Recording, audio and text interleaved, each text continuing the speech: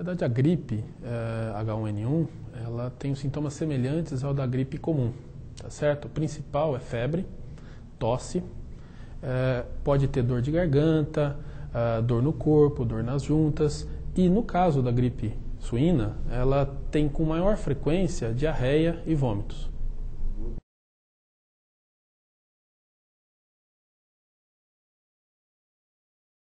A transmissão da gripe, ela é por contato, por gotículas que têm o vírus e que se encontrarem em áreas úmidas, na boca, no nariz ou nos olhos, pode infectar uma outra pessoa. E também quando a gente coloca a mão em áreas, em locais que tem secreção que tem o vírus. Se você colocar a mão em algum lugar que tem o vírus e colocar no nariz ou na boca, você pode também se infectar. Então é entre pessoas ou de uma pessoa para um objeto e uma outra pessoa colocando a mão ali pode se infectar. Por isso as medidas de precaução principais são a lavagem das mãos, tá certo?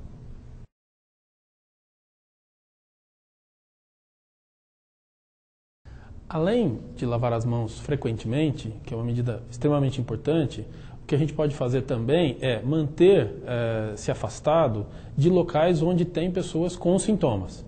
Às vezes a gente sabe que isso acontece, às vezes não. Por exemplo, nos hospitais, nos pronto-socorros, hoje, muitas pessoas estão procurando. Então, nesses locais você tem pessoas e aí você tem algumas medidas para prevenir. Essas pessoas que têm sintomas, se precisarem estar num lugar coletivo, elas têm que usar máscara. As que estão com o sintoma, tá certo?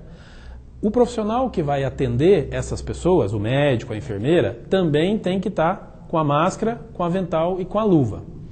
Fora dessas situações, num ambiente aberto, no cinema, no shopping, não existe evidências de que o uso da máscara poderá prevenir. Porque o vírus ele transmite no contato de uma pessoa para outra, mas bem próximo. Ele não está no ar e você adquire a infecção com o vírus suspenso. É só no contato muito próximo.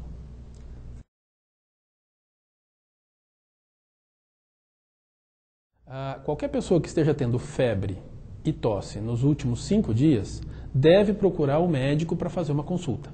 Esse é o ponto mais importante. Como nós estamos tendo uma epidemia, é importante você identificar os sintomas, procurar o atendimento. Na maioria absoluta das vezes, esse quadro vai evoluir de uma forma benigna para a cura. De qualquer forma, é importante o médico avaliar. Caso a pessoa comece a sentir algum outro sintoma que signifique gravidade, ela deve estar se dirigindo ao hospital, vai ser encaminhada. Uma outra medida que é muito importante para quem tem sintoma e não precisa estar no hospital sendo atendido é permanecer em casa. Você fica em casa para não circular em áreas onde você pode transmitir a doença. Então é procurar o médico e ficar em casa até a melhora total dos sintomas.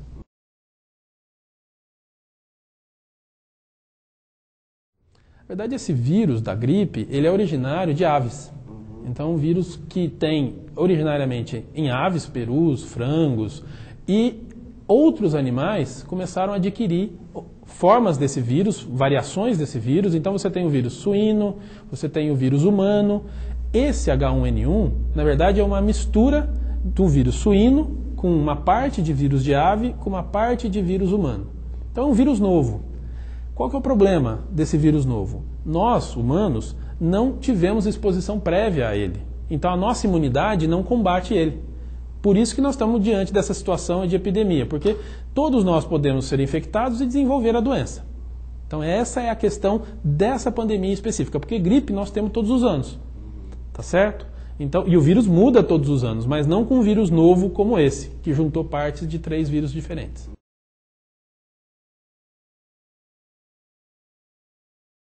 Se você tiver superfícies secas e lisas, por exemplo, pode durar até 10 horas, viável. Mas alguns estudos mostram que a transmissão, para você adquirir ele, por exemplo, colocando a mão numa maçaneta, por exemplo, no período de 24 horas, você, se botar a mão lá, depois de alguém ter colocado infectado, você pode tê-lo na mão viável e eventualmente se infectar. Em superfícies tipo tecido, papel, no máximo 15 minutos. Aí a viabilidade dele diminui muito, porque ele depende da umidade. E a transmissão, a mais importante não é pelo ar. É o vírus entrando em contato em alguma parte do nosso corpo que tenha umidade. A mucosa dos olhos, do nariz ou da própria boca.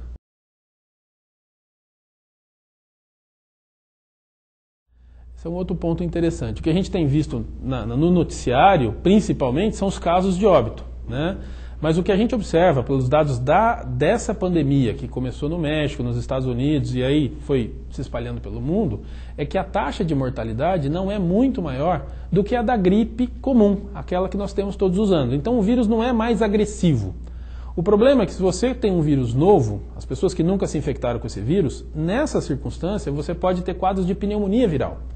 E aí algumas pessoas jovens podem evoluir para quadros de pneumonia e, eventualmente, até complicar e vir a falecer. Além disso, que é mais comum nessas situações de vírus novo, nós temos aquilo que a gripe comum também tem. O que a gente ouve dizer da gripe comum? Pessoas idosas, pessoas com doenças crônicas, gestantes, pacientes com diabetes. Essas pessoas, crianças muito novas, essas pessoas quando se infectam com vírus, ela pode ter a gripe e na sequência da gripe elas terem uma complicação, que é uma infecção bacteriana, principalmente a pneumonia bacteriana. E essa pneumonia que vai complicar e levar o paciente a complicações, internações, eventualmente até o óbito. Todos os anos a gente tem um número de óbitos associado à gripe comum de 50 a 70 mil numa estação durante um ano de inverno no Brasil, por exemplo. Então é uma doença que complica nos grupos específicos. A H1N1 não está diferente disso. O que está é que, como é uma doença nova, está sendo muito falada, então está chamando muita atenção para isso.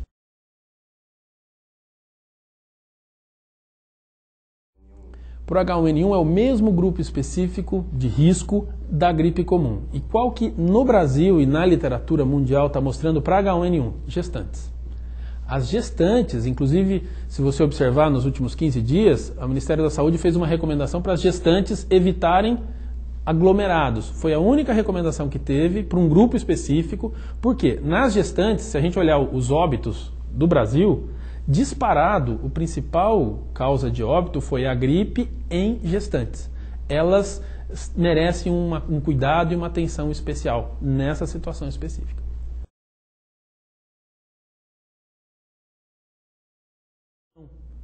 Quando está indicado o uso da máscara?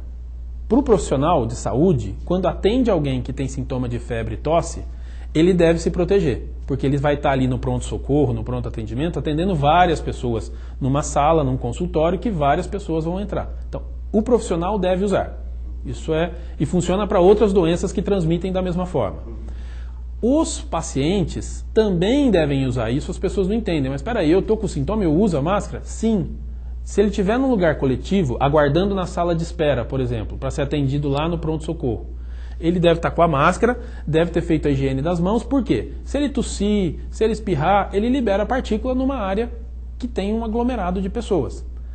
Se eu for ao cinema, justifica eu colocar uma máscara? Se eu estiver andando no metrô, justifica eu estar de máscara? Não há evidências de que essa medida seja eficaz. Tá certo? Então essa é uma questão importante, porque senão as pessoas começam a querer usar máscara em todas as situações. E se você for andar, em qualquer lugar que você for andar, a maior parte das pessoas não estão usando máscaras e estão corretas. Não há recomendação para que isso seja feito. Acho que essa é uma questão muito comum que sempre as pessoas às vezes estão querendo tomar uma prevenção, mas nem sempre isso é correto. No caso da máscara, não é efetivo em áreas comuns, coletivas.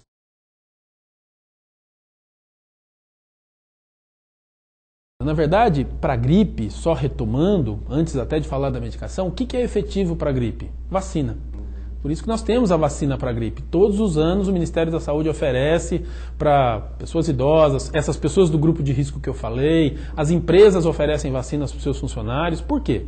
Porque está provado que se você vacinar, o número de casos sintomáticos de gripe diminui e o número de dias perdidos de trabalho também diminui. Consequentemente, diminui o número de mortes por complicações da gripe. No caso da H1N1, nós não temos vacina ainda. Ela começou a ser testada agora, em agosto. Na verdade, tem um teste em andamento. A expectativa é que no final de setembro, começo de outubro, a vacina já esteja disponível. Nesse momento, nós vamos ter uma medida eficaz para o combate da pandemia. Enquanto isso, o que nós temos de opção? Nos pacientes que têm sintomas de gripe e têm fatores de risco para complicação, nas gestantes, nos pacientes idosos, ou pacientes que já estão com a doença grave, que chama doença respiratória aguda grave.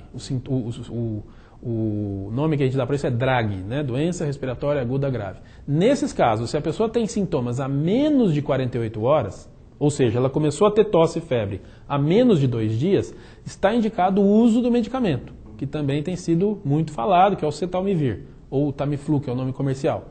Essa medicação é efetiva nessas circunstâncias e o Ministério já disponibilizou essa medicação para todas as cidades do Brasil. Então, havendo indicação, pode ser usado e é efetivo. Tá certo?